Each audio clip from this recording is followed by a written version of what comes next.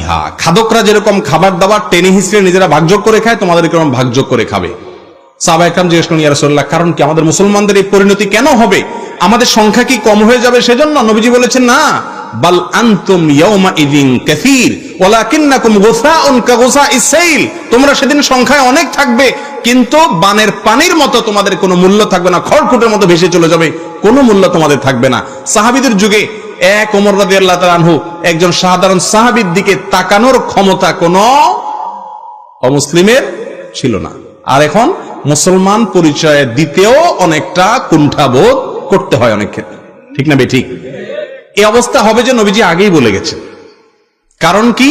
তিনি বলেছেন তার কারণ হলো তোমাদের ভেতরে ওহান ঢুকবে। ওহান জিজ্ঞাসা করল, ইয়া রাসূলুল্লাহ, ওহান কি জিনিস? তিনি বলেছেন, হুব্বুদ দুনিয়া ওয়া কারাহিয়াতুল মউত। দুনিয়ার মোহ। আপনি দেখেন সমস্ত মুসলমান এখন, হুজুর বলেন, আলেম বলেন, সবাই পয়সা ছাড়া আর কিছু বুঝে না, ঠিক না বেঠিক? সবাই হাজী সাহেব, গাজী সাহেব, সব সাহেবের শুধু পয়সা চাই, দুনিয়া দুনিয়া দুনিয়া। দুনিয়ার মোহ যখন ভরে যাবে মুসলমানদের মধ্যে, আর মৃত্যু ভীতি এটা যখন অনেক বেশি হয়ে যায় মানুষের মধ্যে, তখন লাঞ্ছনা অবধারিত হয়ে যাবে। অতএব এটি একটি কারণ।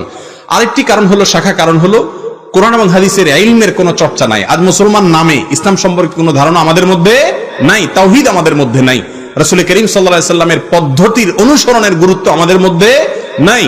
আমরা ঐক্যের গুরুত্ব বুঝি না। যদি বুঝতাম তাহলে এক অন্যের বিরুদ্ধে বিষোদ্গার করতাম না। চ্যানেলটি সাবস্ক্রাইব করে আমাদের সঙ্গেই থাকুন।